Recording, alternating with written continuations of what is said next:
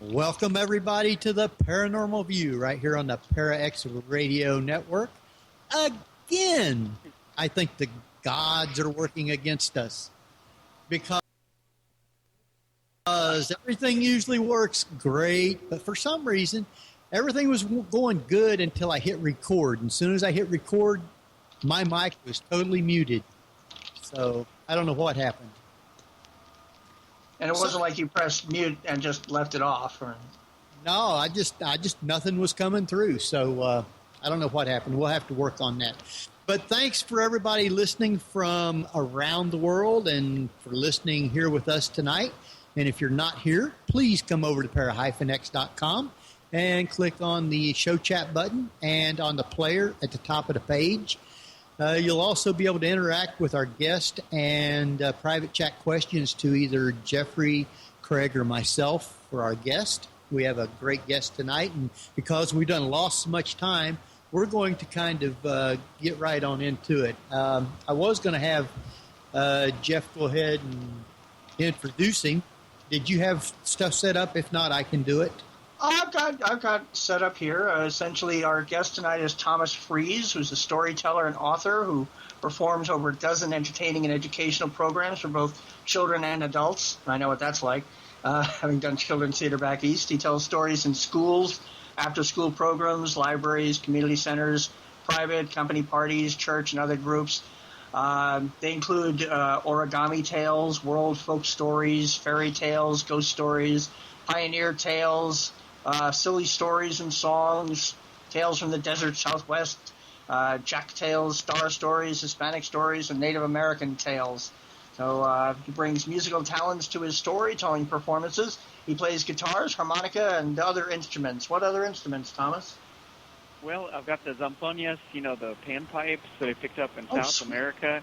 And, of course, the slide's really fun, particularly when you're telling ghost stories. Well, that's awesome. I've always wanted to learn the panpipes because Pan is one of my patron gods, as it were. So he's not the person who messed us up tonight. I don't know what Skype has done some interesting things to this show, but I think it was going for a whole new raising the bar. Yes. Exactly. I want to welcome you on the show, Thomas, for coming on with us and spending some time. My pleasure. I'm thrilled to be on the show, really. At least we're having some of it anyway. So, Thomas, you live in Kentucky now, but you are not from Kentucky, are you? Right. I guess I'm an adopted Kentuckian. I grew up in St. Louis, suburbs in Missouri, and I went to college in San Antonio, Texas, and then I was 11 years out in Santa Fe, New Mexico. So a little bit of that western feel, and then moved to Kentucky in 91. So it's been about 20 years, and then I've done just, a little bit of traveling, not like world traveling, but some, traveling around the States. And then I did storytelling last June in Argentina and Buenos Aires, and that was a lot of fun. Well, a little bit of history about you. How did you get into the paranormal, so to speak? Well, when I was about 12 years old, I heard a bump in the night that woke me up out of a solid sleep. And, I grew up in a small Catholic family of 8, so it could have been anybody wandering around the hallway. But it woke my brother Mike up in the bunk bed above me. And the next day, I asked my mom if she had been up, or Dad, or anyone else, and she said no. And so I asked her, have you ever seen or heard anything you can't explain? And my mom's very logical. Maiden name Defenwanger, very, logical and organized, and Virgo, very rational. And I expected her to say no, and she said no. And then counted about 3 beats, and she said, well, there was a time. And then she talked about riding horses on my great-aunt's farm, which was outside St. Louis in Jefferson County, Missouri. And she was riding a horse that tended to stumble. The horse's name was Babe. And she came up on the old Pioneer Cemetery and saw an older gentleman in old-time clothes sitting on one of the headstones. He had a long gray beard, and just then, of course, the horse stumbled, and when she looked down to attend to the horse and then back up again, he had vanished. So she told me that story, and just to hear, a good first-person account from someone that I, loved and respected, it just seemed to pick my interest, and then ever since then, I've been looking to collect them, you might say, mentally, and then at some point, I just, started a file, and then I started getting out the cassette recorder and getting people's stories, and then one thing led to another. And by the time I'd been in Kentucky for a while, and I was a Shaker singer over at the old Shaker village of Pleasant Hill near Harrodsburg, Kentucky, and I kept hearing stories from folks there. I just thought, I don't want this to be lost, whether it's folklore or true. I want to collect these, so I asked permission at Shakertown, and that kind of launched my first book. I interviewed 60 people that were either guests or employees at Shakertown, and that became, the nexus of my first book, The Shaker Ghost Stories from Pleasant Hill, Kentucky. So, it's been on a roll ever since with collecting all kinds of themed ghost stories, from Civil War ghosts to, spirits, which I consider to be separate from ghosts, as spirits are those entities that never were human. So they didn't have a mortal life, live and die like, we all will, but instead they, just come from another place and don't have that mortal life. And then I've got angel stories and fairy folk and UFOs, and I guess just about everything except for Bigfoot. Well, considering every state has a Sasquatch, I'm surprised you haven't managed to include that in your repertoire. Right. Whether it's Chupacabra or Sasquatch, and then some things just don't fit very well in a category. But I love weird. I remember in grade school that the other kids, would say, "You're weird to me," and I would say, "Thank you," because that seemed to verify the identity that I saw. And it's, no story is too weird. I've got a few stories about people and that I can trust and that weren't on drugs, watching an inanimate solid object become animated and move around and then go back to the kind of immutable form. So I'm always open to hearing new stories, and some of these stories are from kids. You really get the feeling that obviously they're not set in their belief system. They don't have any, religious locked-in ideas, and they're really not trying to, pull the wool over anyone's eyes. So some of the best ghost stories come from kids, whether it's their invisible playmates or, a fairy folk that they saw flying in, or, an older relative like a grandma that they never met, but yet, is visiting them, and they can describe them to mom and dad very accurately. So there's just a ton of stories out there. I've got a file folder that's about an inch and a half thick of folks that I haven't yet gotten back with, even though I got 6 ghost story books out and 2 more on the way. Now, how do you get your stories, Thomas? Do people actually contact you, or do you hear about something and you go investigate it and interview them? Most, let's just say some ghost story authors will, go to the archives and get 150-year-old stories that, I saw hanging up a holler, and they're really quaint and everything, but because of the time or the distance, you're just not sure whether to accept it or not. But all the ghost stories I get are folks that I meet. So I do about 150 performances throughout the calendar year, and as I'm out and about, at a library or a book signing, and then I tell my stories, and then usually 2 or 3 or maybe even 4 or 5 folks will come up afterwards and say, well, those are some pretty good stories, but let me tell you about my house. And so these are all folks that I meet, and either we'll arrange a time and I'll get out my recorder and meet with them and interview them and then transcribe that, or else they're happy to just, jot it down in a Word document and email it to me. So then I, get them to sign off with permission, and that's all good, and then we put it in a book. Some people choose to remain, anonymous, or, just put their first name, or they don't want, some identifying information. But a lot of folks are willing to share if we can just kind of make it happen with the logistics of getting together. Now, you mentioned you have 6 books out on ghosts and such? Right. I've got 4 books. Because I've only... Oh, okay, I was going to say, I've only got 4 books I've come across. Well, I've got 6, but I was just going to say 4 are nonfiction and 2 are fiction. Since I'm a storyteller, obviously I like to craft stories, and sometimes, I just want to make a story just how I want it and to good effect. So basically I wrote the Shaker Ghost Stories in 98, and they came out in 2005. But then I knew it would be a while before I had my next nonfiction, which was Ghost Spirits and Angels. So I wrote 2 fiction books of ghost stories. I mean, it can take years to collect the nonfiction and then all the transcribing the interviews and sometimes research. So, I can sit down and I can write a fiction book in 3 weeks. So I do have those, which are fiction books, and I continue to write fiction mysteries or ghost stories. But at the same time, I've got the other nonfiction, and the other nonfiction besides Ghost Spirits and Angels and Shaker Ghosts is Haunted Battlefields of the South, and the one that just came out, More True Tales of Ghost Spirits and Angels. And then I have a book that's just not even a ghost story book, but it's since I'm a visual artist, I had with Schiffer, they published Making Wood Jewelry Southwest Style, and it's kind of like a vanity book. It's just something I always wanted to do because I love to work with wood.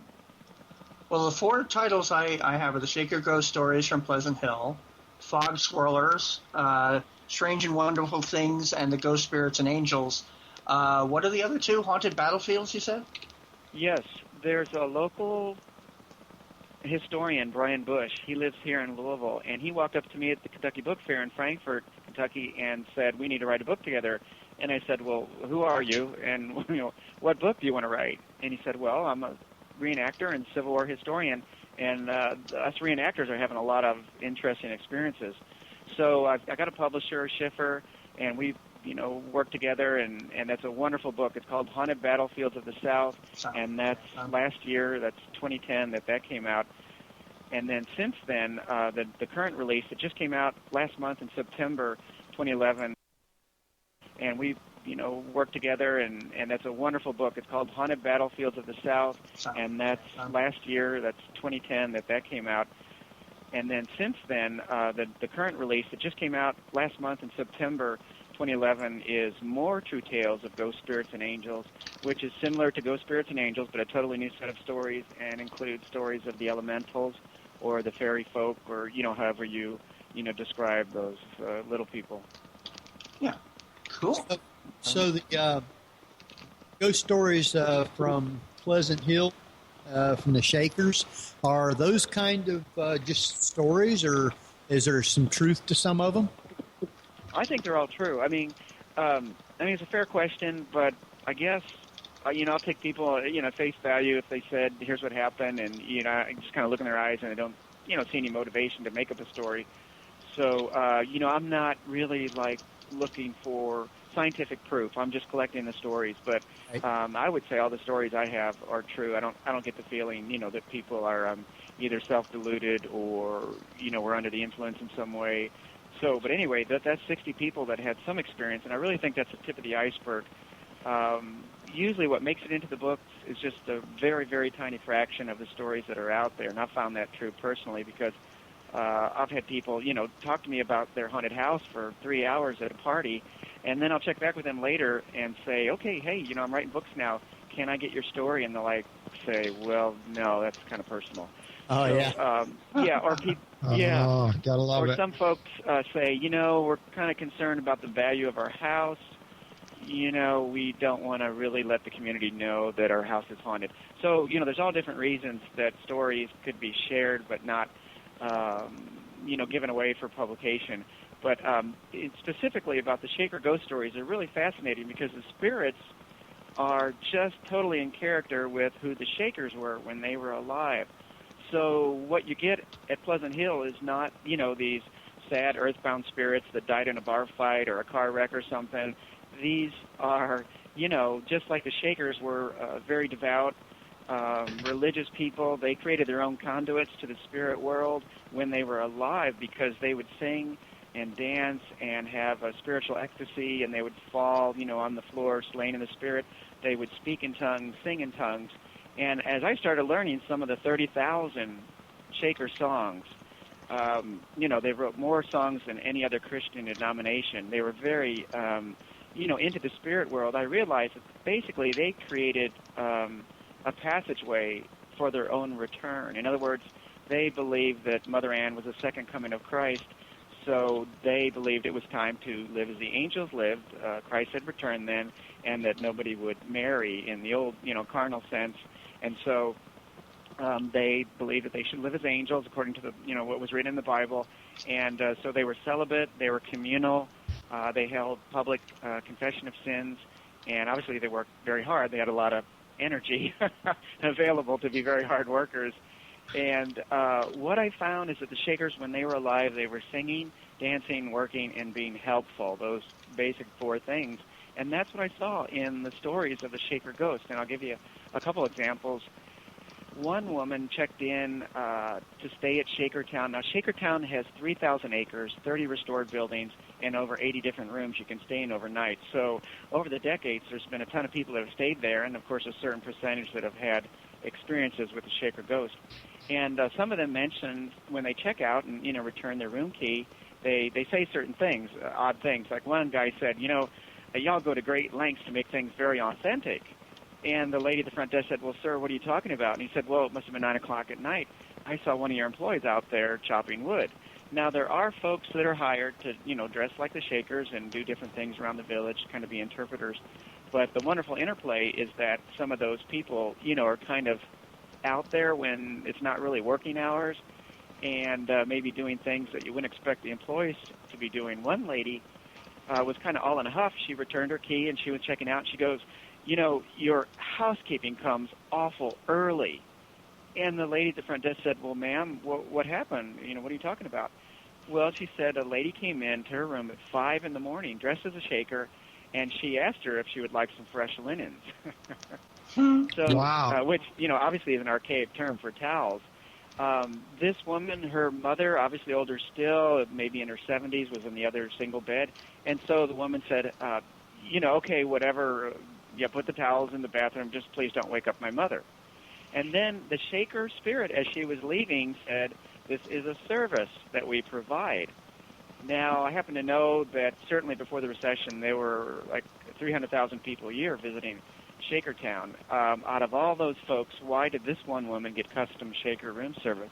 Well, the Paul Harvey about that story is that this woman had worked for hospice for all her life. So I believe the Shakers were saying, look, you've served others, and now we know your character, we know who you are, we'll serve you. So I believe that what's happening there in a lot of these ghost stories is it's not like an etheric energy that's a video, and you hit the button and you happen to be there at midnight and see, the ghost that committed suicide jump off the bridge.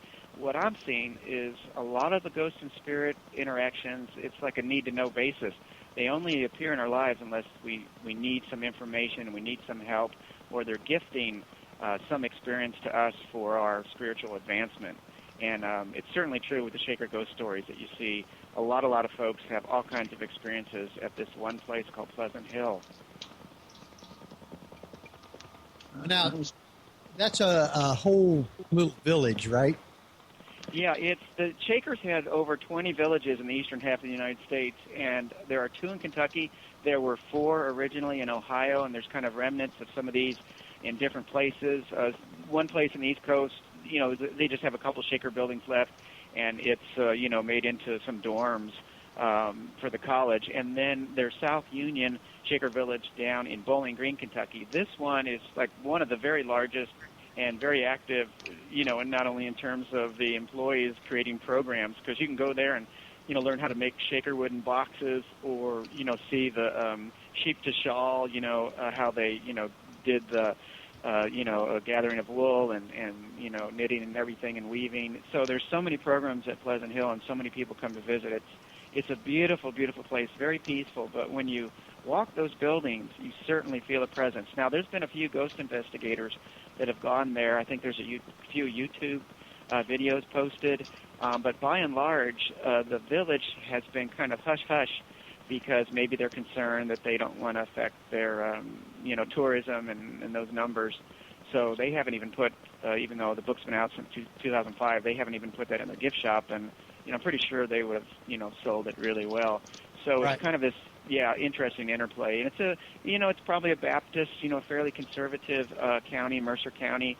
So, but the stories are there, and I think they deserve to be recorded and documented and put out in books for people to have a look at. Now, your book, The Fog Swirler, is that pretty much stories like you'd be telling around campfires? Right. Yeah. When I started doing these stories, I found that the hallmark of a true story usually is that it's just odd. So, when people are looking for really fanciful, fantastic, gruesome stories, I really didn't have them because most of what I was collecting was just, hey, there's Grandma at the foot of the bed and maybe she says something. So I thought, as a storyteller, I'm going to just create some of these for the teenager or the inner teenager in every one of us. But Fog Swirler does have one fascinating story that springboards from nonfiction to fiction, and that's called Sum of the Parts. And that starts with a true story about a grave robber in Louisville back in the 1800s. They called him a resurrectionist, and he supplied bodies to the medical school. His name was Simon Kroc, and he was a German immigrant. And part of his job was to get rid of the parts, the body parts, after the medical dissections. And it said that he dumped those usually down a deep, dry well right downtown Louisville at 8th and Chestnut. So I read about that, and I thought about all those body parts percolating down there, no Christian burial, and that's where I wrote a fiction story springboarding about something that, came back up from that hole. So even when I work with fiction, knowing what the elements of a true ghost story are, I can craft something that's believable. Most people, when they write down a fiction ghost story, make it so incredibly fantastic that you just can't believe it. So it's kind of a fine art. So what's one of the spookier stories out of the Fog Swirler? Well, the Fog Swirler, the title story, is about a woman whose husband has passed away. It takes place, she lives on the edge of the Ohio River, and basically she's kind of maybe has some psychic abilities and knows how to work with herbs. So you might say in the old days maybe she would be called a witch. And she seems to run afoul of the bad boys, the two teenage sons of a man who, beats his kids. And anyway, so they eventually go to her house at night to burn down her house. And it's right when the August rains finally come, that it hadn't rained for many, many months. And but she runs out there in panic and goes down to the river to hook up the hose to get the water, pumped up to put out the fire on her house that they started. And then she decides to stay down at the river where the fog is hugging the river, and she has some experience with playing around with the fog and kind of sculpting it into different shapes. So she actually sculpts a tall figure that becomes alive and walks out of the fog and basically takes care of those boys. Nice. Yeah, I think... Now, when you visit places... Go ahead, I'm Craig. sorry, Henry? Well, I was going to ask Thomas, now when you write about places like Pleasant Hill, how many of these places do you actually go to visit? And if so, do you have any experiences while you were at these places? Yeah, that's a great question, or a double set of questions. Yes, on both. I've had experiences all my life, but kind of more progressively, so I'll just address that question first. And I have worked as an intuitive, or you might say psychic, and for me, it's no problem to tune into the spirit world. I'm not really a ghost hunter, like I'm trying to look for proof, because I can just close my eyes and, tune into somebody's spirit if someone wants a reading, and, maybe their dad or mom who's passed away comes through. So I don't have any problem connecting with that. But when I go to these places, I'm not really having a whole lot of direct experiences, more just getting a vibe. And the places that I go to is usually just kind of circumstantially. I happen to be there for a job. Some places I might go to because they're so famously haunted, like Waverly or, some of the state historic sites. But a lot of times I happen to be at a bed and breakfast or a historic home or a location that looks like a plain earth, but actually has a story of a building or a battle or something that used to be there. So I think we all have, the ghost hunters have like EMF meters and infrared scanners, and I think we all have equipment that's built into our own physical and psychic makeup. And really any of us can, get those heebie-jeebies or get a feeling or, walk into a room and immediately back out of the room, I don't belong in there. So, those are all experiences that I have. I've had a ghost sit down on my bed, when I'm staying in a hotel room all by myself. And at first it was just a familiar and wonderful feeling. It's been a long time since my mom or grandmother sat on the edge of the bed. And then as I gradually awakened, I realized, wait a minute, I'm in Bardstown, Kentucky. I'm in a hotel room all by myself. And then, I jumped out of bed with the, hair on the end of my flesh and turned on the light. Of course, there was no one there.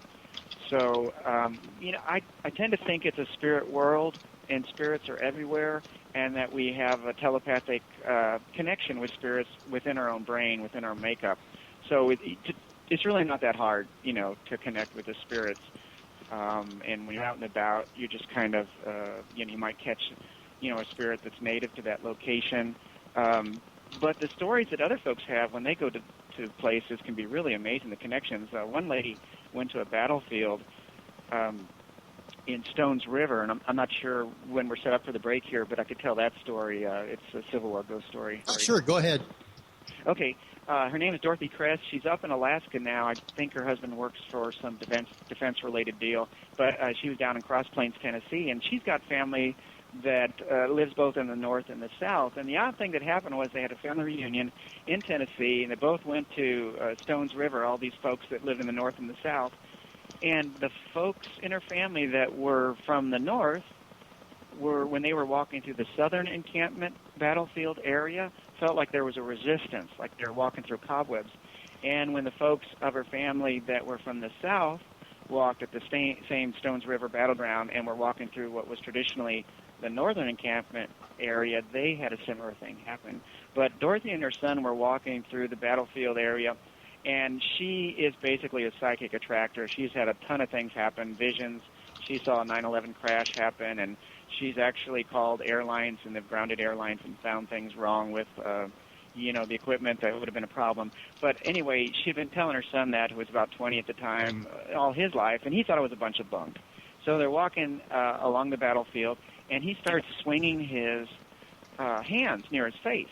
And it's November, and he says, "Mom, I can hear the buzzing of the flies, And she says, No, there's no flies. It's fall, it's winter. Those are bullets going past your head." And he said, no, I don't believe that. And then he heard a cannon go off, and he said, "Mom, where are the reenactors today?" And she said, no, you don't get it. This is what happens when you walk a battlefield. Then they both saw a vision. They saw a Confederate soldier come out of one set of woods and across a Union soldier come out. The Union soldier was older. He shouted across the open field to the Confederate soldier, and the Union soldier said, "Son, put down your rifle." And the Confederate soldier said, "Dad, you put down yours." And that went back and forth a few times. Then the Union soldier, the father, shot his own son, who fell dead. The Union soldier, the father, went over to attend to his son, and he was shot and fell next to him. And then the vision faded away. Dorothy said to her son, "We've got to go report this over to the visitor center, and I'll tell you, right now they're going to laugh at us." So they went over to the visitor center. They reported the vision they had seen, and the lady laughed, but not because she didn't believe him. She said, "You wouldn't believe how many people have seen the same vision." Wow. Wow, that's amazing. And you say that's at Stones River? Stones River, which the name depends on, if you're from the north or the south. That's also called the Battle of Murfreesboro. Right. But, it's also Stones River. We have really amazing stories of Civil War ghosts active all over our country. But the book, for the publisher's wishes, was Haunted Battlefields of the South. So even though we had ghost stories from Gettysburg, I had Civil War ghost stories from Ohio and New Mexico. This was just a focus on Civil War ghost stories in the South. And really, we couldn't begin to keep up with all the reports out there. And this is from people's own houses or yards or bedrooms, because, everywhere is Indian land, but most everywhere in this part of the country is Civil War, land, whether it was Confederate guerrillas running around or skirmish or, soldiers coming back from a battle or a field hospital in an old historic home that's now a bed and breakfast. There are just tons of stories out there of the Civil War ghosts are still active. And I think the reason that they're still active is they want to communicate to us that this is a division they experienced that could still happen in our own modern time. And actually that happened to one visitor to, I think it was in Alabama. He was at a site and up near some cannons and up on a hill, and he felt invisible hands grab his shoulders and turn it to face, basically the battle direction downhill. And he heard a voice say, "This is what we saw that day. Never let it happen again." Wow. More interactive than just a visual playback. Yeah. Yeah, and that's the kind of stories that I collect. They're very personal. They really affect people in their lives, whether it's a relative or somebody who, is a spirit that just kind of knows who they are and why they're there and what they might be open to. I've heard anything from, dead mom writing out a handwritten envelope with cash in it that they got at the post office when the creek was up and they couldn't get the cattle to market, and they were going to, not have food for groceries unless, they got some money. So the spirits can manifest things, they can make things disappear. It's just such a wide range of activities that I'm really not surprised by anything. Now, you was talking a second ago. What are some of the haunted bed and breakfasts around the area?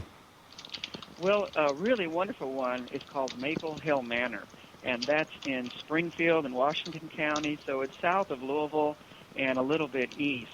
And it's not too far from, if you've ever heard of Danville, but it's a beautiful bed and breakfast, and the owners actually welcome folks that are interested in the ghost stories, and I think, in the month of October, they run a little ghost tour, and I was been a part of that one time where I came in and I did, tarot readings and palm readings and had a lot of fun, and I talked about the Shaker ghost.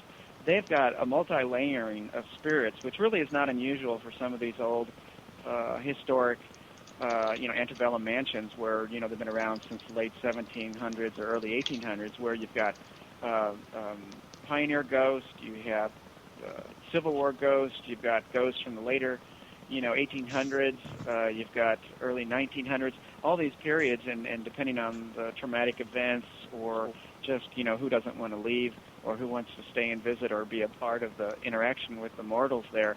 But Maple Hill Manor has got the classic chains rattling in the basement. In fact, they do a ghost tour around their home, but they do not take guests down in the basement because, as you can imagine, the African-American spirits down there are very angry, and they just don't even want to go there and disturb them. But there's kind of a black nanny, a lady who appears in some of the rooms, and it was used as a field hospital after the very big Battle of Perryville. So you can wake up in one certain room, and people see a surgeon above them with a knife and saw. So these are some pretty dramatic first-hand encounters that are happening when you just want to stay at a B&B. That sounds pretty interesting. Our time is run right up here to a break, and I'm going to let Craig go ahead and take us out to a quick break. How's that sound? You bet. Sounds great. Thanks, everybody, listening tonight. You're listening to the Paranormal View on the Para-X Radio Network. We'll be right back. Welcome back, everybody, to the Paranormal View right here on the Para-X Radio Network. Now, I want to thank everybody for listening tonight, for those from around the world and those that are here in the chat with us. Love each and every one of you, and thank you for being here with us tonight. And our guest, Thomas L. Freese, is an author, a storyteller, and a musician. And he is absolutely got tons and tons of great stories. I have a question to jump back a little bit. I was looking at the website for the Maple Hill Manor. I noticed they do one of those live murder mystery evenings. Do the ghosts ever interrupt that? Gosh, I don't know. You'd have to talk with the owners. But that would be a great interplay. That sounds like a good screenplay premise. Yeah, that would work good, wouldn't it? Yeah, and I think, that's the beauty of interaction with the spirit world is, they've got a sense of humor. They will reach for whatever they can to communicate. So, if you're sitting around the living room, you're talking about your Uncle Fred and his, framed little picture falls off the shelf, there's your opportunity to say, well, Uncle Fred's checking in. But if you don't pay attention to that, just like in a mortal relationship, with your friend or wife or son or whatever, and they're not listening to you, you'll start talking louder or you'll, start knocking things around if you're upset. And the spirits do that too. They reach for metaphor, and words are metaphor, or they put out, a little symbol of synchronicity that only the bereaved and the spirit that passed away would know. I got a ghost story from a lady who was in graduate school with me, and this is in my first hardbound book, Ghost Spirits and Angels, and it's called Power Tools in Heaven. And basically, she was friends with a guy who just lost somebody who was killed out up here on Interstate 64 and got out of the car to move a deer carcass, and he was struck by a truck. So this guy was really torn up about it. And the spirit, the dead guy, instead of appearing to this man, his friend, where he would have been, re-traumatized, he instead started showing up to chat with my friend Jean when she was quote-unquote sleeping and dreaming. And a lot of spirits will come in, when we're in the dream state, when we're more receptive, we might wake up and think, wow, that it was just like, my dad was in the room, but of course he's dead, so, it must have been a dream. But we're more open and receptive in that dream state, or when we're, starting to fade away, or when we're coming back out of the dream state. But he got a message through to this bereaved man, and basically it was, I can't say the guy's name, tell Joe that there's power tools in heaven. And at that point, her friend, the mortal guy who had lost, his friend, he was able to break down and cry and release his grief. So, the spirits find a way to get whatever message through. I had a story from here in the Highlands in Louisville. His friend, he was able to break down and cry and release his grief. So, the spirits find a way to get whatever message through. I had a story from here in the Highlands in Louisville, and the lady who told me the story had a ghost, and the ghost didn't like her husband. Well, it was a very good reason, because it was her second husband, and he was abusive. And the ghost, in typical fashion, would sometimes make things disappear. And one time she noticed that there were no scissors in the house. She, believed in the ghost, had no problem communicating, so she would talk to the air, to the ghost, and, she said, hey, look, I need some scissors. And if you think about it, you can have a lot of scissors in your house, in the kitchen, with your garden stuff, with your sewing kit, with your office. People can have, a half a dozen or more scissors in their house. But she couldn't find any of them. So she spoke to the ghost and said, I need some scissors. Well, the way that they appeared, I believe, was a metaphor. The ghost was communicating as best he could. And so it was a few days later, she found the scissors on her bed, under the covers, in a circular pattern with all points pointing inward. Now, I'm trained as an art therapist. I've been trained to interpret symbols not only as a master's degree registered art therapist, but also, as a psychic reader. And to me, the symbol is pretty obvious that the ghost was saying, you're sleeping with danger. Wow. That's pretty interesting. Getting back to the haunted battlefields, I noticed you had one of them listed as Sacramento, Kentucky. Where is that at? Because I hadn't even heard of Sacramento, Kentucky. I hadn't either. All I can tell you, it's in western Kentucky, but I'm a little vague on which county it is. And since I'm not a reenactor myself, Brian Bush, the Civil War historian, he kind of plugged in his encyclopedic, knowledge of the battle. But you can Google it. They have done ghost tours, or kind of nighttime, see what they can stir up or find tours from a historic building there.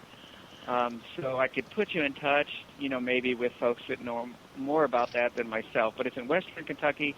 There's all these little battles and Confederate guerrilla, actions that a lot of people don't know about. I ran across some information about a massacre of civilians that took place in the Crittenden administration in Kentucky, in Jessamine County, near Nicholasville. And this is actually a Ouija board story where the lady that shared the story with me, and I've got tons of Ouija board stories, and, basically it's not a toy, but they were, in that teenage experimental phase, and they were on this land where there was this massacre, and it was called the Hoover Place because that was the family name, Hoover. And they would fancy that they would communicate with the matriarch, Mary Hoover, whose, grave was there on site. So her dad was, I think, a doctor, a dentist, and he built a nice house out there. But her and her guy friend would sneak out to the Burley Barn and get out the Ouija board and, let the planchette move around and spell the letters, and that they, fancied that they were communicating with Mary Hoover. Well, she said one night, it was very, very calm, just kind of an evening in mid-May, and Mary Hoover was communicating, but suddenly the planchette just stopped, and then it spelled out, I have to go now, the evil ones draw nigh. And she said, out of the blue, suddenly the sky got dark, it was cloudy, the wind was blowing, the trees were whipping around in circles, and they just threw the Ouija board and, got the heck out of there and went back to the house and didn't try to communicate anymore with the Ouija board.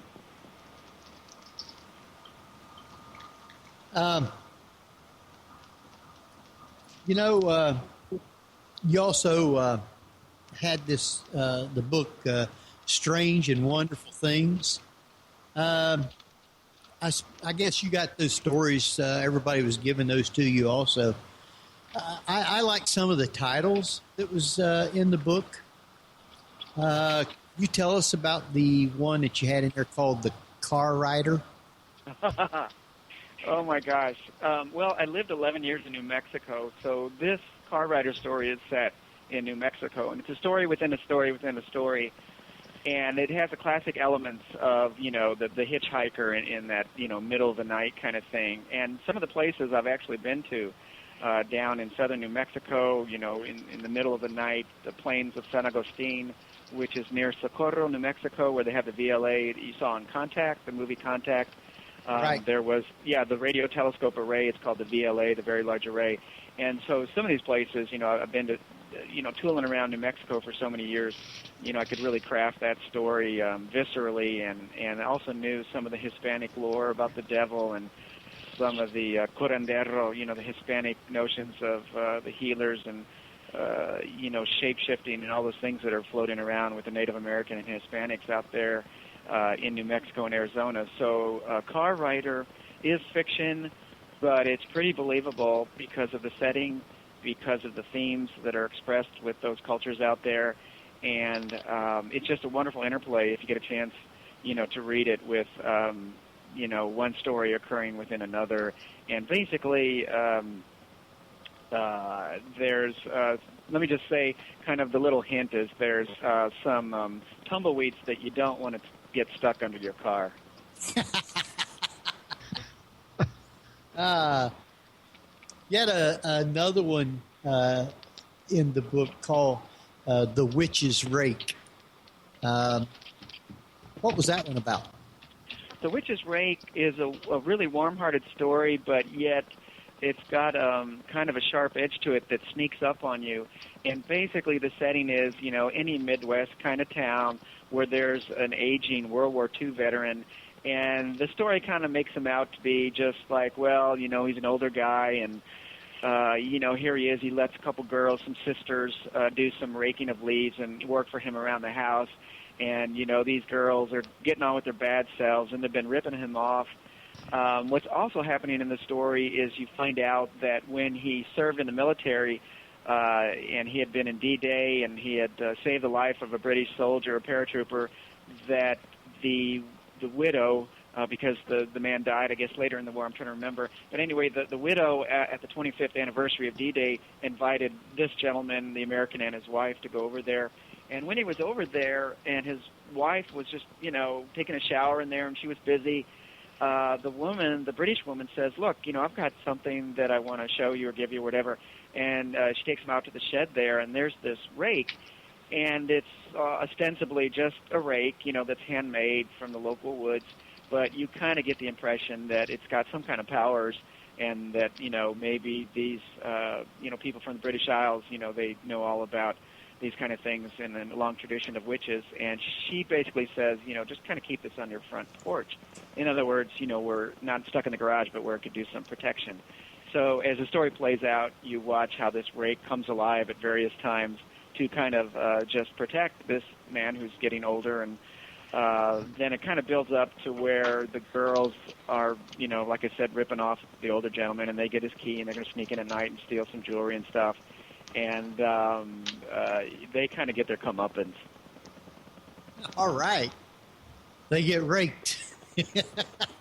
Yeah. I mean, it's the rake that kind of comes alive with a screech, and it scares off the next door neighbor's German Shepherd because the American, you know, soldier had been taken prisoner, and he was very aware of, you know, what the German soldiers did with the German Shepherds, and it's just a wonderful interplay. And I like making stories that have kind of a karmic, you know, a cause and effect, and you see people whether they treat others good or bad, and what happens, and then you can wrap in, you know, the paranormal in there too. I like this other one that was in there called Dust Bunnies. Yeah, Dust Bunnies, you know, these are all fiction, and obviously I've got tons of stories in my brain to come up with for fiction stories. My mom says I have the artist's curse, you know, that I just I kind of hemorrhage creativity. I can't help it. And, I work with written works. I'm a literary artist. I'm a performing artist, a storyteller, and also a visual artist.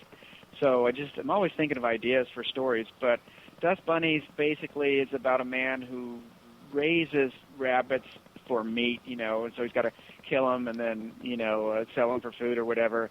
And also at the same time, he's kind of real messy, and he lets the dust and the hairs and everything, and how those form the dust bunnies under your bed. And but basically, what comes around is those dust bunnies.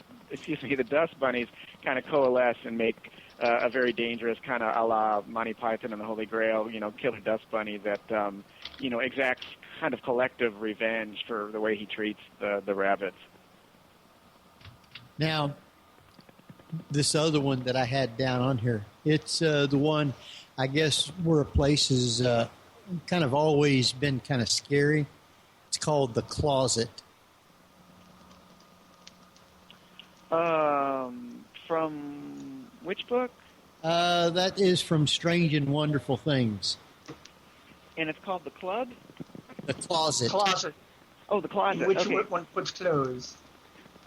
Yeah, that's funny because Old Louisville has got tons of genuine ghost stories, but I set a fiction story in Old Louisville, kind of visualizing my friend's house. They live off St. James Court, and it's the wonderful thing about true haunted stories, and then this is represented in this story, is wherever you get a lot of spirits, there's always one that's a protector or the nice one, and then there's kind of hanging around the edges. There's, the evil or the mean or the nasty ghost, whether it was someone that was alive and was a nasty character when they were alive, or, it's some kind of mischievous, naughty, evil spirit that, never was mortal, but you just got to watch out for. So The Closet, brings in, kind of that notion and what's connected to a lot of true stories. I mean, a lot of folks that go investigate haunted houses, I think they find that there's more than one spirit there in a lot of cases.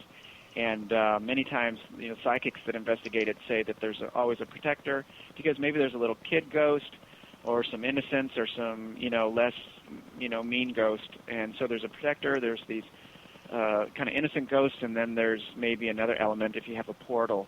So this is one of those stories that has, that kind of layering of different kinds of ghosts. You talked about investigators. Have you ever gone with a group of investigators just to see what it was like? I have not really done a bona fide, full evening deal, but I've kind of gone on kind of a low-key version where, some of the folks in the party are ghost hunters, and some of them might have, like an infrared scanner or an EMF meter, and so it's kind of semi-half-hearted. I've, a la Patty Starr, I've used the dowsing rods, to communicate, and just played with that a little bit. But like I mentioned before, I'm not really looking to stir things up or, to get some ghost in an attic, pissed off enough to show me a sign. I'm not looking for, a 2x4 on my forehead just so that I know that there's something there that doesn't want me there. But usually my own experiences, they can happen in my own house. And, I'll hear the death knock. That is a superstition, or what could also be labeled a folk wisdom. And the death knock basically is you hear in the middle of the night a knock or the doorbell, and then, after a while I've learned not to even go to the door because there's nobody there. I've gone time and time again, there's nobody there. But what happens is if you hear that a number of times, like 3 times in a row, then basically the spirits are saying, well, someone that fairly close to you is going to pass away, and that's happened a number of times. But I've been woken up in the middle of the night hearing my name called. I think the spirits are always present, so it's not like I really feel like I need to get a certain number of orb pictures or ectoplasmic mist or vortexes on my camera. I kind of know they're there, and I'm really fascinated with the stories and the evidence that are brought forward from others. I heard a really amazing story from a lady. This will be in a future book, and she went to this castle in Scotland. It's called Borthwick Castle, And her ladies' friends, they got together and they do these trips together. So there's 4 of them. And the one thought, hey, this would be really cool. I'm going to, kind of surprise my group and book us a night in this Scottish castle. So she did, and you wouldn't believe the photograph that she got. They were in the Great Hall, and there's a picture. They got a digital picture. They got all the regular pictures with nothing in it, but this one clearly shows a little girl in motion from right to left with her arms outstretched. And this is amazing, but you'll have to read the book. What happens later in the night, having nothing to do with the little girl ghost, but involving something else much more ominous, makes for a pretty good story.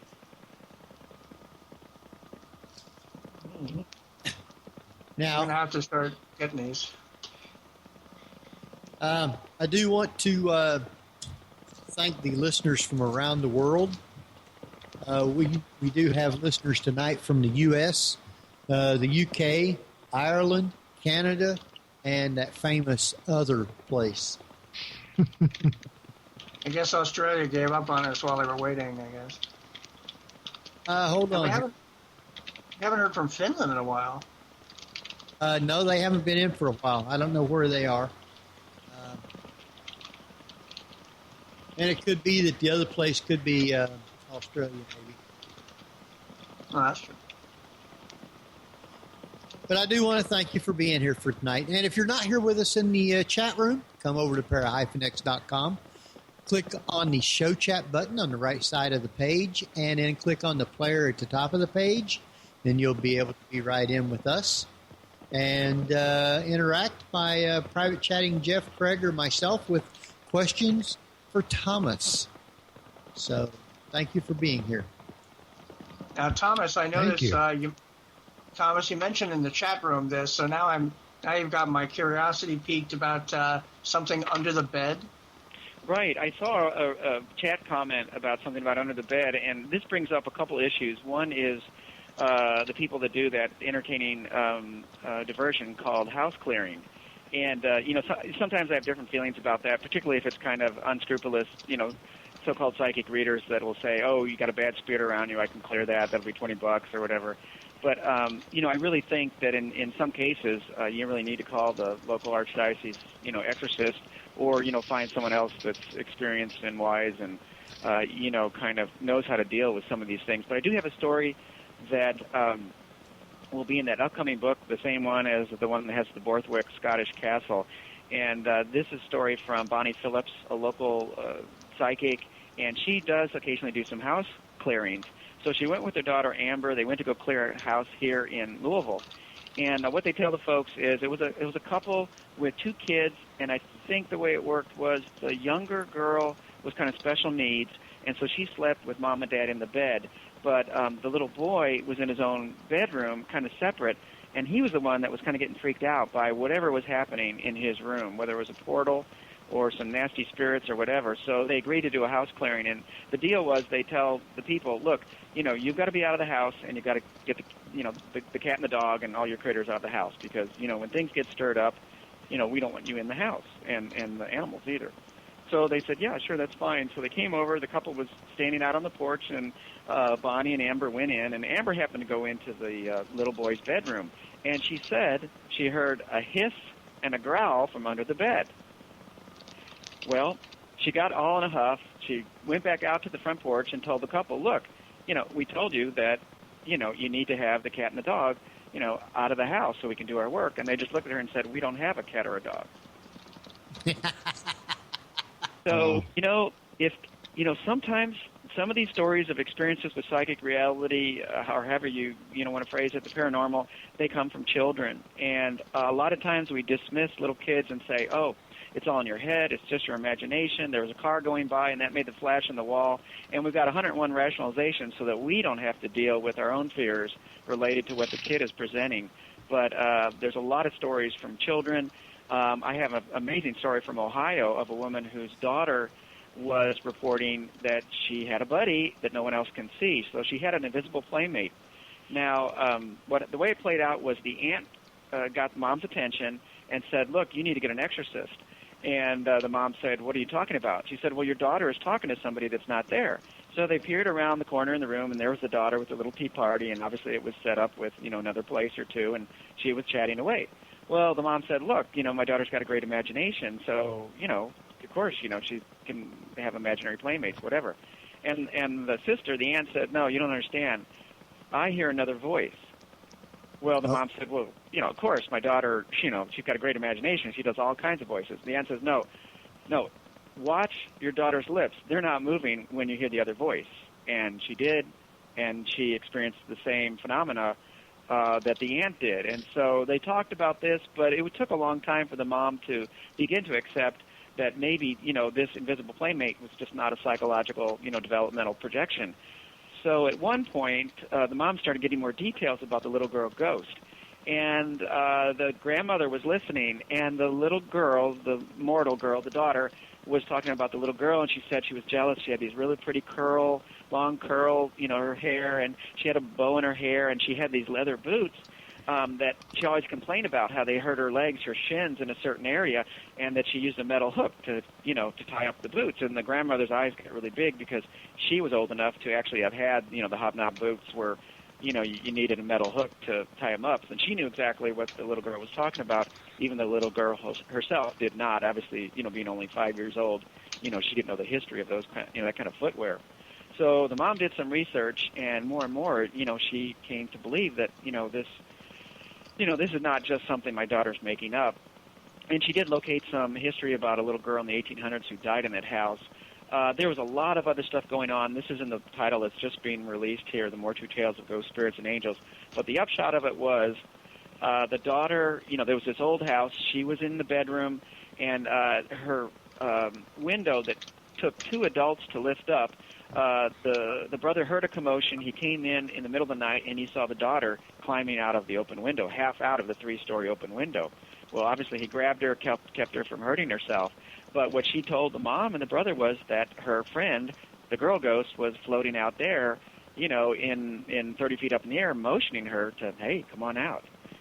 So the title of that story is My Daughter's Imaginary Friend is an Evil Ghost. So this mom wanted to warn parents or whoever, custodial adults of children that are having experiences like that. It's not necessarily always like, best buddies, but just like real children can have falling out, a mortal child and an invisible friend can have a falling out, and it may not always be, kind of a pleasant outcome.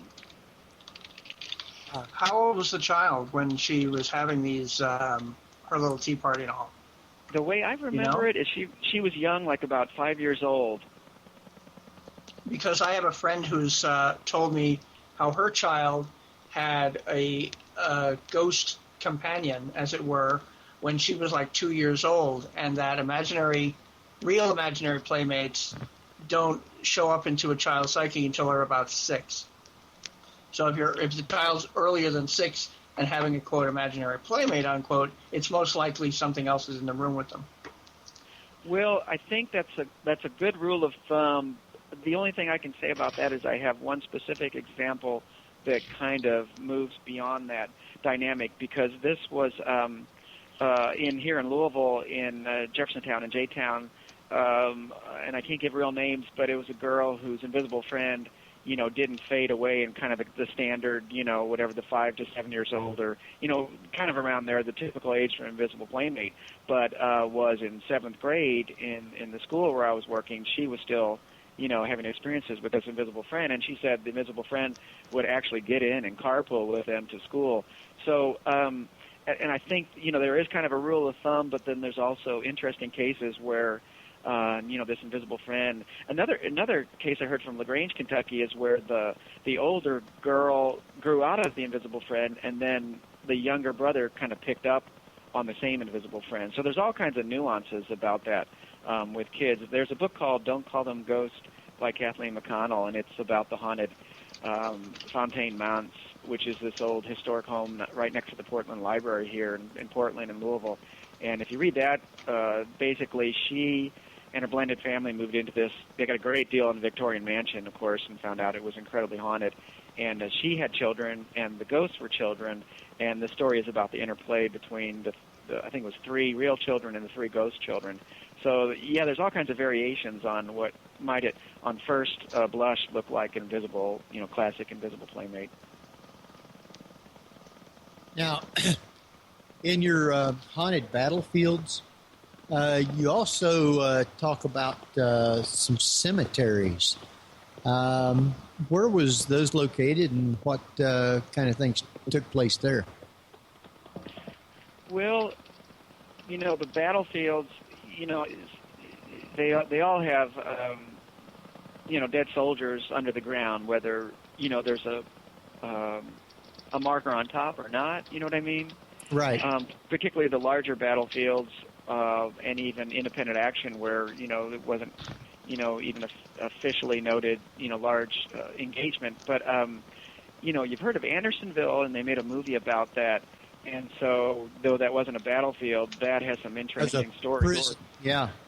Yeah. And the story I heard when I got online, and then I contacted a gentleman who's done some volunteer work there, and the story he told was that, if I remember it right, there was a gentleman who the park personnel would come in the morning, and there'd be like a guy with the car there, and like kind of surreptitiously putting something back in the trunk, and basically they figured out that he had a metal detector, and this was on property that you weren't really allowed to do that, but he was doing surface collecting, and obviously those soldiers in Andersonville could have fallen and get covered up by earth or whatever anywhere. I mean, they do have a cemetery there, and there's stories from the cemetery, but they came they were talking to this guy again and again saying, sir, you can't run your metal detector, and we have to ask you to leave, and blah blah blah. Well, one morning the park personnel came, and he was in his car with the windows rolled up, and his face was kind of white or ashen, and they rapped on the window. He didn't respond. They kept rapping on the window, and finally he was able to roll down the window and talk about what happened.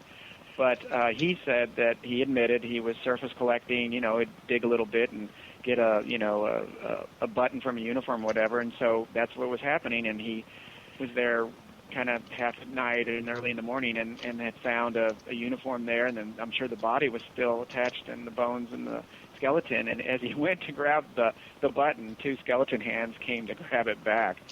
Wow. So, he didn't know exactly what happened next, but the park personnel could look 50 feet past his car and saw the mangled metal detector. So people are having some pretty amazing firsthand encounters in these Civil War sites, whether it's a battlefield or prison or just kind of where things happened. I mean, there's a story from a park down in Tennessee where it goes that the woman hid her two sons to keep the Confederate guerrillas from taking them, kind of conscripting them and taking them away to serve with their roaming band. So she put them under the fluffy, down, cushion on the bed, and just kind of sat there while the men, ransacked the place looking for the two boys that were, they thought old enough to go fight with them, and they never found them. But, by the time they left, she realized she had suffocated them and, saved them from one fate, and then they met another just because they didn't shout out or, whatever. And so that house is an old building that has some haunting associated with it, even though, it wasn't a battle. Now, you also talked about some old historic homes which are haunted. Where are some of those at, and what's the names of them, and what takes place in those? Yeah, okay. I wanted to get back with that because I had mentioned Maple Hill Manor. So obviously the old historic homes, some of them are B&Bs. A really fascinating place outside Bardstown is called the Homestead Bed and Breakfast, and that's owned by Joanne Hobbs. And I stayed there, and that is one of those places where you just walk around and you just get the vibe. It's very, very strong. She's got a number of ghosts. She's got Civil War ghosts. She has African-American slave ghosts, and who knows what else. But there's been a number of ghost investigators that have gone to the homestead. One guest was staying in there, and there's a common bathroom that's kind of located in between some of the guest rooms upstairs, and this lady went off to use the bathroom in the middle of the night and saw the door was closed, and she knocked, rapped on the door, and she said, "Is anybody in there?" And the little female voice said, "Oh, yeah, I'm in here." And she, was kind of frustrated, but she went back to her room, and the door never opened. In the morning, she said, I don't know who that other guest was in the other room, but she was in the bathroom all night, and Joanne said, "There is no other guest here, staying here." So She says that the ghost will chase her dog. And you know what I've found in these cohabitation, whether it's a historic home or just your basic ranch, a home in the middle of the suburbs, and, you don't have to have a home where there was some history or someone died there or, some trauma, because ghosts and spirits can move around and go anywhere. But what I've found in these cohabitating instances where the living live with the dead is that the relationship is just as negotiable as you share a home with your wife and kids. And so if your, teenage kid is playing the radio too loud, you'll shout, turn it down, I had enough. Well, it's the same thing with these homes where you share it with a ghost. And sometimes, the person gets disgusted or fed up, and they, say, stop messing around with the lights, or leave my kids alone. Or in this case, Joanne yells at the ghost and says, just leave my dog alone. She scoops up her dog, and then it stops for a while. But in a lot of these cases where they have to live with the ghost, it really is a negotiable. Or in this case, Joanne yells at the ghost and says, just leave my dog alone. She scoops up her dog, and then it stops for a while. But in a lot of these cases where they have to live with the ghost, it really is a negotiable relationship, just like mortals that are, sharing a house together. So the homestead is another lovely bed and breakfast that has some history. Maple Hill Manor, let's see, Blackacre State Nature Preserve is a historic home in Louisville here, kind of outside near J-Town. And I have a friend that lives in the historic Tyler home, and she has some stories that are in my current book, More True Tales of Ghost Spirits and Angels. And she's seen things, she's heard things, she's had different things happen. They've had a couple, I know, visits from ghost investigators, but there are really a lot of homes around that have history going back, obviously, through the 1900s and even farther back into the 1800s and then into the 1700s. Another B&B here in Louisville is Bashford Manor, and I collected stories from Cynthia Cook, who owns that location. So really, if you just pick up one of my books or more than one book, you can just go down and make a laundry list of places that you might want to check with if you want to try to, follow up with a visit or maybe, kind of petition them about doing an investigation if that's appropriate. Yes. Tell you what we're going to do right now is take us another short break because we're down to our last half hour. So we'll go ahead and just take a little short one. Jeff, you want to take us out? Sure. You're listening to the Paranormal View on para-x-radio.com with tonight's guest, author and storyteller Thomas Freese. So stay tuned because October's still just getting started. Welcome back, everybody, to the Paranormal View right here on the Para-X Radio Network. And we're here tonight with Thomas L. Freese, and he's an author and storyteller, and he has tons and tons of great stories. And by the way, that's actually Thomas L. Freese, not L. Freese. Just so you know, it's not like L. Freese is his last name or anything. Oh, okay. Yeah, what I found out when I became an author and you do a Google search is that there's other authors named Thomas Freese, and so I thought I'd better put the initial L in there. And then I found out there's another author, Thomas L. Freese, so then I've been titling my books, Thomas Lee Freese. Oh, great. Because, I noticed that there's a Thomas A. Freese that comes up when you try to do your... Yeah, he's got books about business stuff, which is definitely not my purview. So you said that the upcoming book is a updated Shaker Ghosts book, right? Or...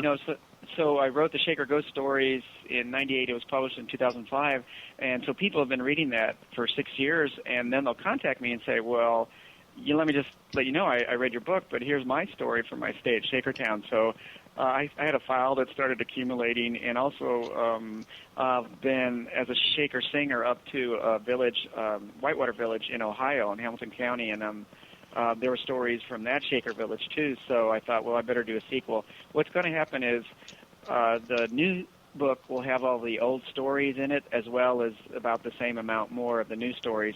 So the publisher doesn't want competition with the old book, so the Shaker Ghost Stories, the original one, will be a collector's item. I'll have to take that out of print. And then the new book out next year will be Shaker Spirits, Shaker Ghosts, which will include all of the first ones as well as the new ones. Now, Thomas, I asked you earlier if you've gone to any places you've written about. What's your favorite place that you've been to? Well, you know, I like Blackacre because it's close to me, and it feels like a peaceful place.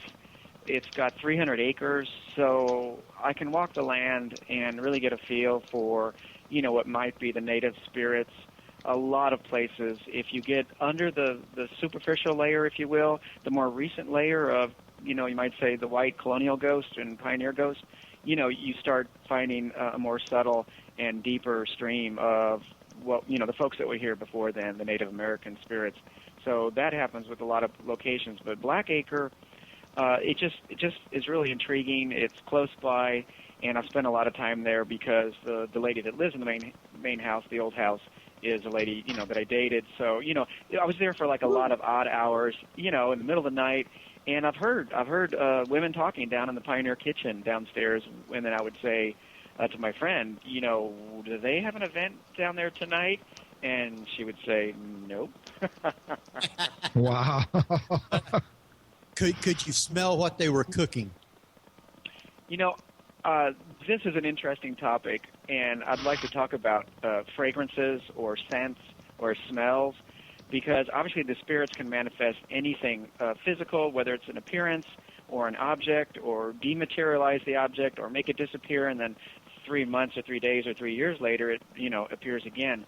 But what I've found is that the spirits that are on the up and up and headed toward light and goodness and all those wonderful things, they've got, beautiful floral fragrances and wonderful scents, the angels and the nice spirits. But you could imagine that the spirits that are on a different trajectory in their universe journey that are not headed up toward the light, they have a different kind of smell.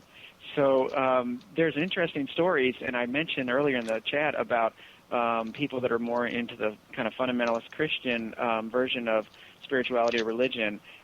Sometimes they don't necessarily acknowledge existence of ghosts, but this one speaks to both the smell and also to a story shared with me by a gentleman who grew up in a church where they would do hands-on, praying for people in the traditional, sense.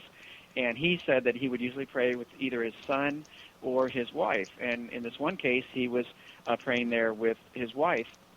And they were praying for a woman in Nashville who was a high society woman. And you need to know that for the story because she was diagnosed with cancer. And as they were praying, this incredible stench came out. Now, Don, who lives in Evansville, Indiana, who told the story, said that he had been in World War II and in the U.S. military. He smelled that incredible foul, putrid smell that was there because of all the bombed out buildings and all the bodies, there in Germany from all the dead people.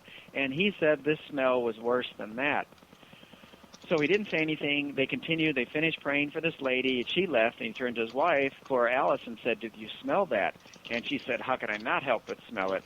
And obviously they both had that terrible, smell that they experienced.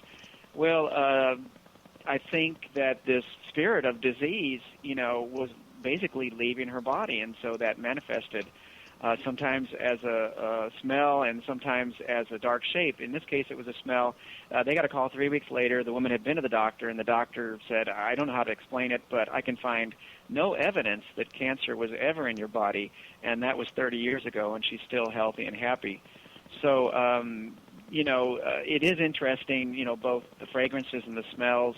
And one lady described smelling the familiar, pipe tobacco that her father had. The spirits could, at one funeral, they smelt a particular version of perfume, and that was the one that the deceased woman, would always wear. And then the women asked each other, "Did you put that on?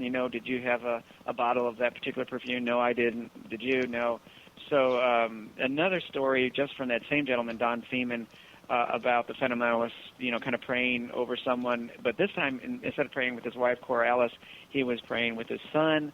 A man called him on the phone and said, "Are you Don Seaman?" "Yes." "Do you pray for people?" "Yes, I do, but I can't guarantee anything. It's up to God for, any results." So he came over, and they talked for a while, and he said, Don is very diplomatic. He said the man confessed. No, excuse me. He acknowledged activities that bordered on the illegal. So even if it wasn't physically ill or diseased, he maybe had an affliction of the spirit with, those kind of bad things that he was getting into. Well, anyway, the same deal, they prayed for him, and this time it wasn't a terrible stench. It was a dark shape, kind of a la the Green Mile. This dark shape just came out of this guy's body and flew out through the wall, and his son saw it too. So those stories kind of speak to those manifestations, whether nice or not nice, and also to, some of the phenomena that maybe some of the folks in the Christian religions might acknowledge. Now, in your book, Ghost Spirits and Angels, you had some great stories there also.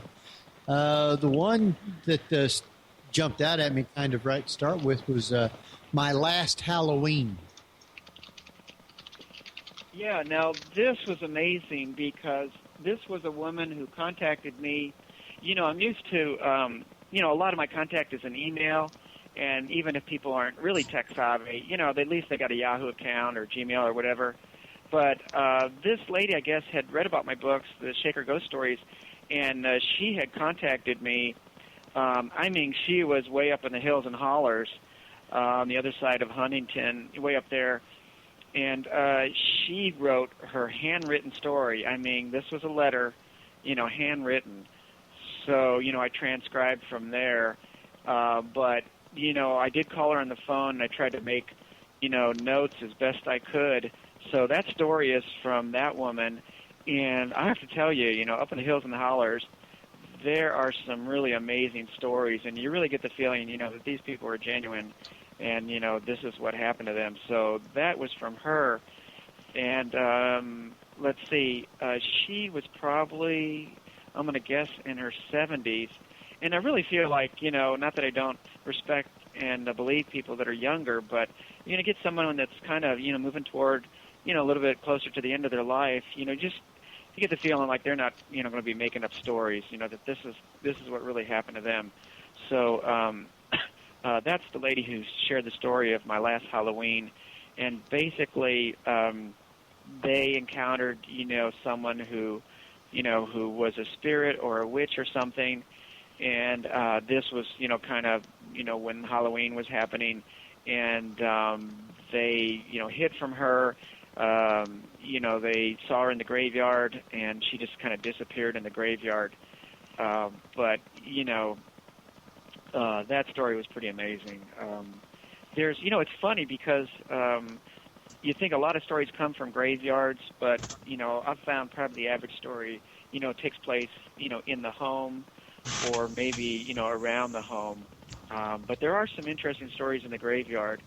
Ghost Spirits and Angels, what I did was I put stories of those three separate categories together in one book rather than just ghosts or just spirits or just angels, because I wanted to make a statement that if you feel an invisible hand, for example, on your shoulder, you have to use discernment. Was it a ghost, was it a spirit, or was it an angel? So I kind of just put them all together there in that one book because really, I think only the person who experiences and has that happen to them really, has the feeling for who that was and what kind of spirit or whether, if it was an angel. Now, because our time is running down pretty fast, your new book that just came out is more of the ghost... True Tales of Ghosts, Spirits, and Angels. Right. And a couple of those that are in there that I thought was pretty interesting was a crypt was their secret playground. Oh, yeah. Yeah, this one was shared anonymously with me, and it's not even a ghost story, but it's just so macabre that and it takes place in a cemetery. But this was thinking more like the 1930s in Louisville, and one of the cemeteries that folks here would recognize. And these girls just live in the neighborhood, and like a lot of kids that live near a cemetery, it's just open space. They head out to the cemetery, and they're innocent, and they play and everything. But these two girls were at this plot of land that just gave way, and, basically they fell into a crypt. And they got out right away. They were freaked out, but then, the curiosity got the better of them, and they went back in and they saw, all these coffins stacked there, and it was really, intriguing. And basically, it was their private little playground for a number of weeks.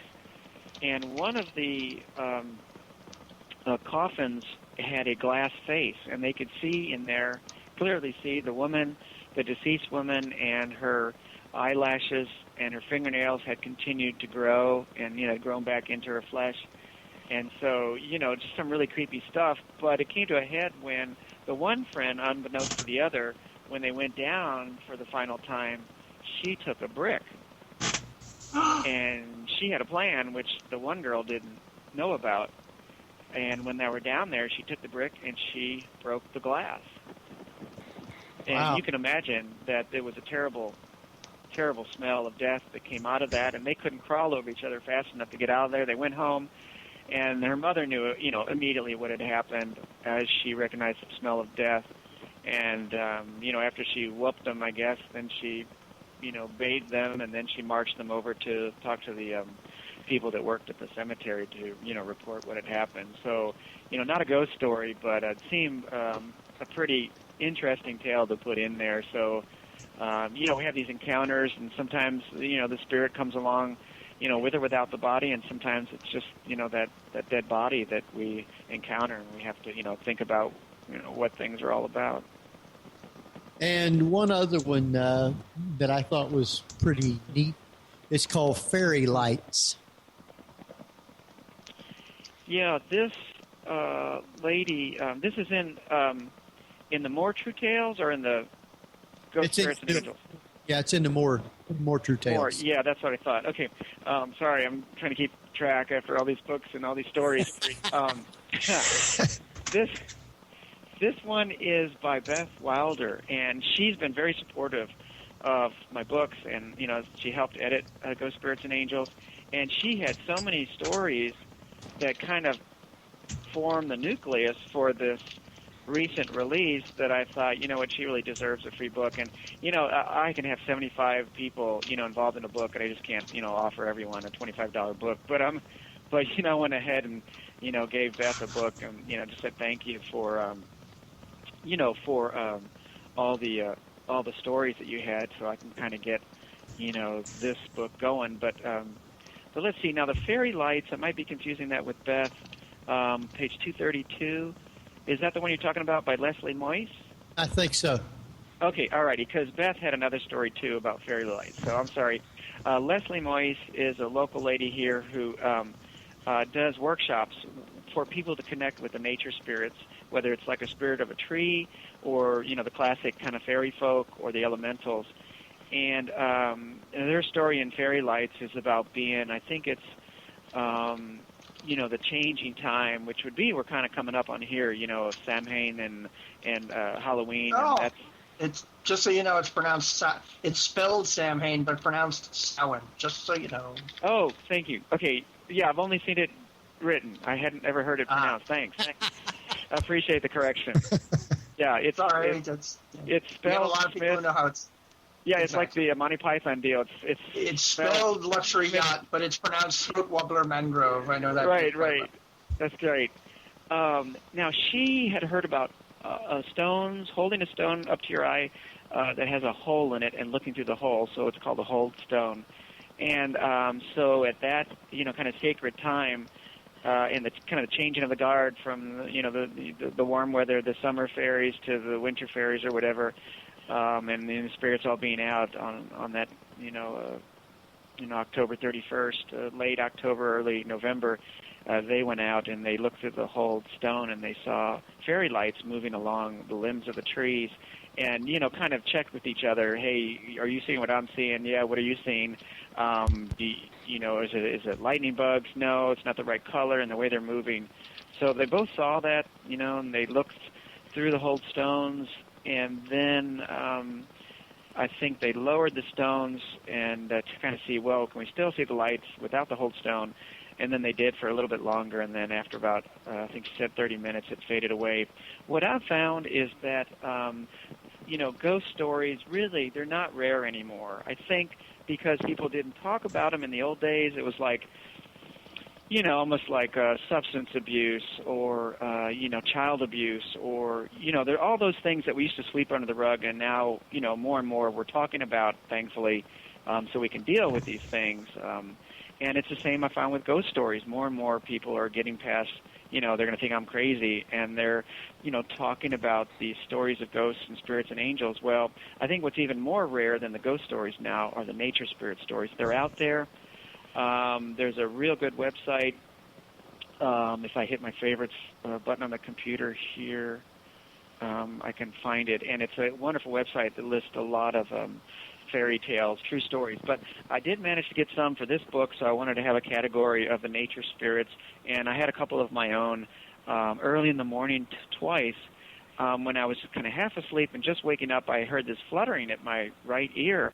And, of course, my thought was, well, gosh, a moth got in the house, which, I don't think it's very often that happens and that it's fluttering, right by your ear. But that was my conscious thought. And then when I fully woke up just a second or two later, I looked around, I opened my eyes, and, there were no moths around at all. So that has happened twice. But a lot of times with this, with the nature spirit stories, with the ghost stories, spirit stories, angel stories, whatever it is, I think we're thinking about those things. And then the universe or the spirits kind of reward us if we're looking with, an experience. So I was reading a lot about the nature spirits when I filmed White Light Coming Out of the Solid Rock, and that story is in the More True Tales of Ghost Spirits and Angels at the Red River Gorge at Creation Falls, and that showed up when I put on my computer as a video from my digital camera, and then the still of that. You can clearly see this white light, just like an undine, of course, which is the nature spirits that are the water spirits. It was just flowing like water out of the solid rock. But I think that the universe or the spirits reward us. We believe, we want to believe, we're waiting, we're kind of looking, maybe it doesn't happen, but then when we're not really expecting, voila, there's the butterfly kind of fluttering into our life, and it's wonderful. That's very true, too. Unfortunately, our time is just dwindled right on down. So I want you to kind of quickly go through all your websites, your books, and how to purchase them and all the good stuff, and then I'll let Jeff give out all our stuff. Oh, thank you very much. My website is www.thomas.freese.com, and Freese is F-R-E-E, S is in Sam, and another E, so there's no Z, so I have nothing to do with that Batman character. And my email, my regular email is thomasfreese@bellsouth.net. I'll be happy to be contacted. If people want to share a story, email a story, send a picture of something weird and tell the story with that. I've got 6 published books right now of ghost stories with more on the way. I'm working on a children's picture book, and I just love writing stories. And I'm also a storyteller for hire. So I've gone as far as Buenos Aires, Argentina for storytelling. So I imagine I could go to Pennsylvania or California or wherever if someone wanted me to come do their event, corporate event or whatever. Shaker Ghost Stories is available for a little while longer, maybe another 6 or 10 months, and then it won't be available. It'll be a collector's item. It'll be out of print, and you'll have to look for the new book, which will include all the stories from the first book, Shaker Spirits, Shaker Ghosts. I've got my books on Amazon, or if someone wants a signed copy, just email me through the regular email or through my website email, and I'll be happy to, get your address. And if you, mail me a check, I'll sign the book and let you know what shipping is and send you a signed book. So I've got 2 fiction books, 4 nonfiction books out. They're amazing, amazing collections. Every story is from somebody that I meet. Every story is a true story. And I think it really does, when you read the stories, open up your world and let you know that we live in a spirit world. And I just want these stories to be out there, and so people can say, hey, I'm not crazy. Look, there's a story that's just like mine, that somebody had something very similar happen. Well, they are all very interesting, I tell you. So those are some great books to get. Makes for some good reading. And I want to do thank you for being on with us tonight, too. Jeff, why don't you give us our sites real quick, like? Certainly. My website aspect of the show is at jeffgould.net, GeoffGould.net. /2011pnv.htm. Also, we're on Facebook, easy to find, just, put in Paranormal View and it goes through.